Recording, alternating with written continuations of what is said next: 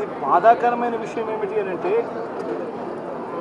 అన్నిటికన్నా నిజంగా బాధాకరమైన విషయం చంద్రబాబు నాయుడు అనే వ్యక్తి ఒక బిల్డప్ చేసి, ఒక షో పుట్టప్ చేసి, చిన్న అధికారులు, ఏదో చిన్న లోవర్ లెవెల్ అధికారుల మీద ట్రాన్స్ఫర్లు, ఇటువంటి శిక్షలతో సరిపెట్టే కార్యక్రమాలు చేస్తూ ఉన్నాడు.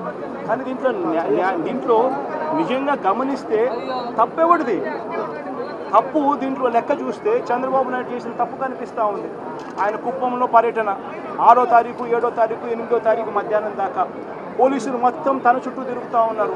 ఇక్కడ భక్తుల కోసము కేటాయింపులు చేయాల్సిన పోలీసులు లేకపోవడం, కానీ చంద్రబాబు నాయుడు తప్పు కనిపిస్తూ ఉంది కదా.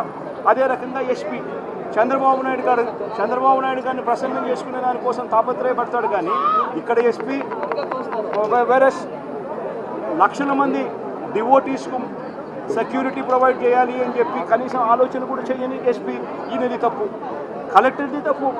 కనీసం అక్కడ ఉన్న వాళ్ళను క్యూలలో నిలబెట్టే కార్యక్రమానికి సంబంధించిన ప్రోటోకాల్ ప్రకారం ఆదేశాలు ఇవ్వాలి అని, రివ్యూలు తీసుకోవాలని, ఆల్టర్నేట్ అరేంజ్మెంట్స్కి రికమెండేషన్ చేయాలి అని చెప్పి ఇటువంటి ఏ ఆలోచనలు చేయకుండా అక్కడ ఉన్న వాళ్ళకి కనీసం నీళ్లు కూడా తాగడానికి కూడా నీళ్ళు లేని పరిస్థితిలో భక్తులందరినీ కూడా పెట్టి, తినడానికి తిండి లేదు, తాగడానికి నీళ్లు లేదు, గంటల తరబడి వాళ్ళందరినీ కూడా ఆ పార్కుల్లోనూ అక్కడ ఇక్కడ వాళ్ళందరినీ కూడా పెట్టి కౌంటర్లకు ఏదైతే ఆపోజిట్ లొకేషన్స్లో ఏదైతే ప్లేసుల్లో ఉంటారో ఆ ప్లేసుల్లో పెట్టి పోలీసులు లేకపోవడం వల్ల వాళ్ళందరికీ కూడా కనీసం అరేంజ్మెంట్స్ కూడా చేయకపోవడం కలెక్టర్కి తప్పు.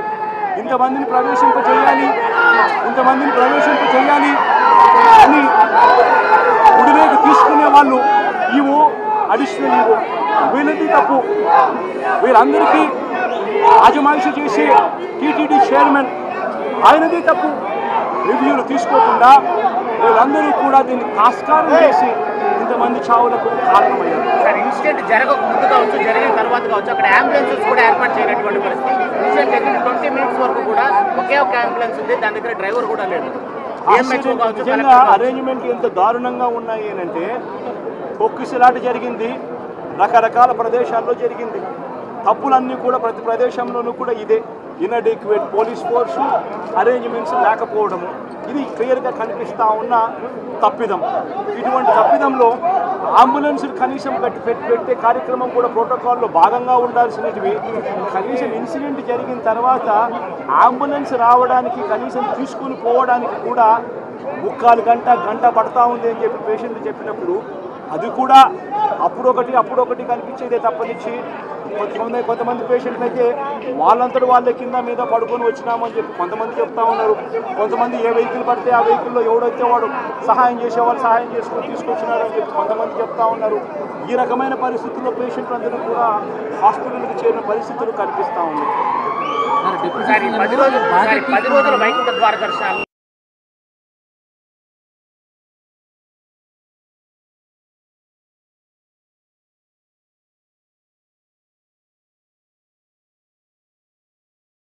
వైష్ణవులకు అందరికీ కూడా అది మార్గదర్శకంగా నిలిచే గుడి.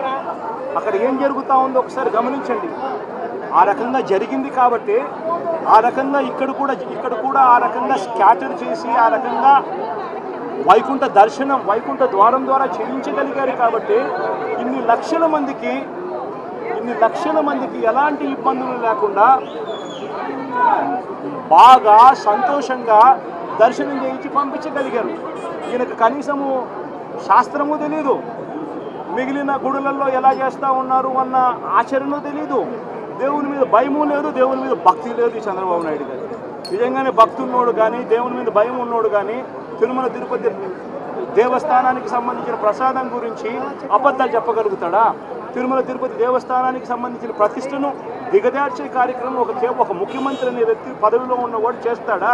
ఈ మనిషికి భయము లేదు, ఈ మనిషికి దేవుడు అంటే భక్తి లేదు. తప్పు జరిగిందని చెప్పి 5 మంది పైన చర్యలు తీసుకుంటారు. అదే రకంగా వైసీపీ తరఫున ఎలాంటి డిమాండ్, ఎలాంటి చర్యలకి మీరు డిమాండ్ చెప్తారు? చంద్రబాబు నాయుడు అనే వ్యక్తి మొదటి ముద్దాయి. మీరంతకు మీరే ఇక్కడంతా విలేకరులు. ఈ జిల్లాలో ఏం జరిగింది అని మీ అందరికీ తెలుసు. మిమ్మల్నే క్వశ్చన్ చేస్తూ ఉన్నా. 6వ తారీఖు, 7వ తారీఖు, 8వ తారీఖు మధ్యాహ్నం దాకా చంద్రబాబు నాయుడు కుప్పంలో లేడా? నేను మిమ్మల్ని అడుగుతా ఉన్నా. మొత్తం పోలీస్ ఫోర్స్ అంతా కూడా తిరుపతి జిల్లా, చిత్తూరు జిల్లాకు సంబంధించిన పోలీస్ ఫోర్స్ మొత్తం కుప్పంలో చంద్రబాబు నాయుడు గారి సెక్యూరిటీ అరేంజ్మెంట్లలో నిమగ్నం అయిందా లేదా అని మిమ్మల్ని అడుగుతా ఉన్నా. మరి 8వ తారీఖు రాత్రి 8:30 గంటలకి జరిగింది. 8:30, 8 ఆ ప్రాంతాలలో ఇదంతా జరిగింది. మరి ఇదంతా జరిగినప్పుడు పోలీస్ ఫోర్స్ లేదు అని క్లియర్గా కనిపిస్తూ ఉన్నప్పుడు ప్రత్యామ్నాయ అరేంజ్మెంట్స్ ఎందుకు చేయలేదు? చంద్రబాబు నాయుడు అనే వ్యక్తి ప్రోగ్రామ్ ఇక్కడ ఉంది అని తెలిసినప్పుడు, చంద్రబాబు నాయుడు గారి ప్రోగ్రాంలో పోలీసులంతా కూడా అక్కడికి వెళ్తారు అని తెలిసినప్పుడు, అక్కడికి వీళ్ళంతా కూడా చంద్రబాబు నాయుడు ప్రసన్నం చేసుకోవడానికి అక్కడ ఉంటారు అని తెలిసినప్పుడు ఆల్టర్నేట్ అరేంజ్మెంట్స్ ఎందుకు చేయలేదు? మరి దీనికి చంద్రబాబు నాయుడు గారి బాధ్యత కాదా? మన ఎస్పీ అనే వ్యక్తి చంద్రబాబు నాయుడు గారిని పట్టించుకుంటాడా, లేకపోతే భక్తులను పట్టించుకోవాలా? వైకుంఠ ఏకాదశి ఉన్నప్పుడు ఇవి లక్షల మంది తిరుపతి దేవస్థానంలో వస్తారని తెలిసి ఇక్కడ వీళ్ళకి సెక్యూరిటీ ప్రొటెక్ట్ చేయాల్సిన బాధ్యత తన మీద ఉంది అని తెలిసి ఉన్నప్పుడు చంద్రబాబు నాయుడు గారిని పట్టించుకోవాలా లేదా భక్తులను పట్టించుకోవాలా? ఆల్టర్నేట్ అరేంజ్మెంట్స్కి సంబంధించి రివ్యూ జరగాలనా, జరగకూడదా? మరి ఇవన్నీ చేయనప్పుడు చంద్రబాబు నాయుడుది తప్పు, ఎస్పీది తప్పు, కలెక్టర్ది తప్పు, టీటీడీ ఈఓది తప్పు, టీటీడీ అడిషనల్ ఈఓది తప్పు, టీటీడీ చైర్మన్ది తప్పు. వీళ్ళందరి తప్పులు లేకుండా ఎలా ఉంటాయి? అందరూ కూడా దీంట్లో తప్పులు చేసిన వాళ్ళే అవుతారు కదా. ఈ పాపం ఊరికే పోదు.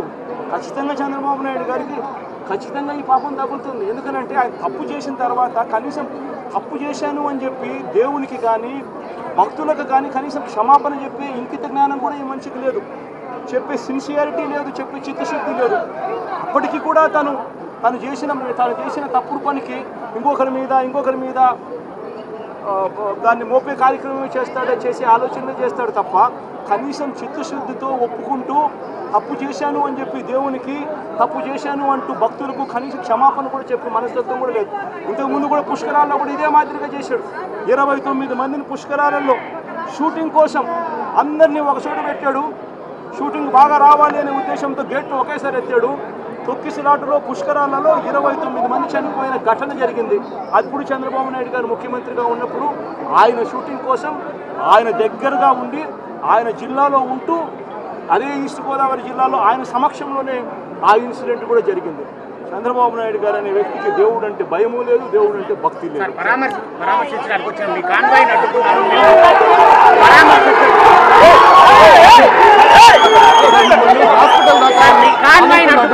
నడుచుకొని వచ్చారు అని పోలీసులు ఏమాత్రం